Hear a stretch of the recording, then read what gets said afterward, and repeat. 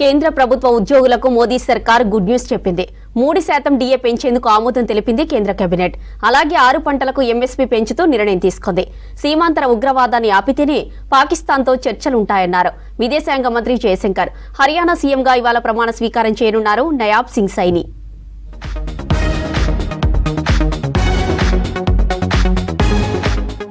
ప్రధాని నరేంద్ర మోదీ అధ్యక్షతన భేటీ అయిన కేంద్ర కేబినెట్ పలు కీలక నిర్ణయాలు తీసుకుంది.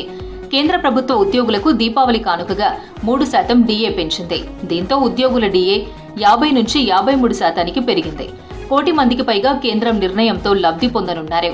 ఈ ఏడాది జూలై 1వ తేదీ నుంచి దీన్ని అమలు చేయనున్నట్లు తెలిపారు కేంద్ర మంత్రి అశ్విని వైష్ణవ్. कैबिनेट ने डीए और पेंशनर्स के लिए डीएनएस रिलीफ इसको 3% बढ़ाया है और total 9,448 crore annually 9,448 crore annually हमारे सेंट्रल गवर्नमेंट के एम्प्लॉयज के पे चेक में ऐड होगा. इसका कैलकुलेशन वगैरह सब स्टैंडर्ड एक फॉर्मूला से होता है. All India consumer price index for industrial workers उसके हिसाब से इसका कैलकुलेशन होता है. तो दिवाली से पहले सभी केंद्र सरकार के सभी कर्मचारियों को రైతుల ఆదాయం పెంచడమే లక్ష్యంగా కేంద్ర కేబినెట్ పలు నిర్ణయాలు తీసుకుంది. దీనిలో భాగంగా పీఎం ఆశా స్కీమ్కు 35,000 కోట్లు కేటాయించింది. నాన్ యూరియా ఎరువుల సబ్సిడీకి 24,475 కోట్ల రూపాయలకు గ్రీన్ సిగ్నల్ ఇచ్చింది. అలాగే రబీ సీజన్లో 6 పంటలకు మద్దతు ధర పెంచింది. దీంతో క్వింటాల్ గోధుమ ధర 150 రూపాయలు పెరిగింది. అలాగే ఆవాలు క్వింటాల్కు 300, పెసర 275, శనగలు 210, పొద్దుతిరుగుడు 140, బార్లీ 130 రూపాయల చొప్పున పెంచింది కేంద్రం. వారణాసిలో గంగా నదిపై రైల్వే కమ్ రోడ్ బ్రిడ్జ్ నిర్మాణానికి ఆమోదం తెలిపింది కేబినెట్. थर्ड टर्म में पहले 100 दिन के अंदर ही किसानों के लिए बहुत बड़े बड़े फैसले लिए गए. वीट है, गेहूं के लिए 150 रुपए बढ़ाया गया है.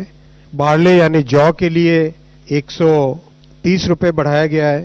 ग्राम यानी चने के लिए 210 रुपए बढ़ाया गया है. मसूर के लिए 275 रुपीज बढ़ाया गया है और सरसों के लिए 300 रुपए की बढ़ोतरी की गई है. और सैफ्लावर यानी कुसुम उसके लिए 140 रुपीज की बढ़ोतरी की गई है.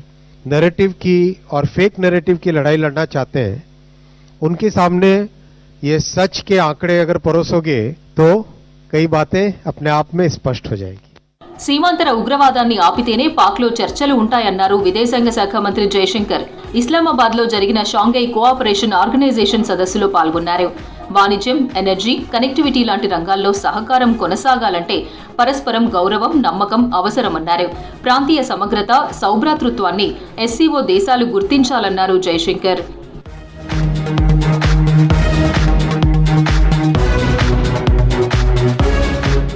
హర్యానా బీజేపీ శాసనసభాపక్ష నేతగా నయాబ్ సింగ్ సైని ఏకగ్రీవంగా ఎన్నికయ్యారు. దీంతో హర్యానా సీఎంగా రెండోసారి బాధ్యతలు చేపట్టనున్నారు.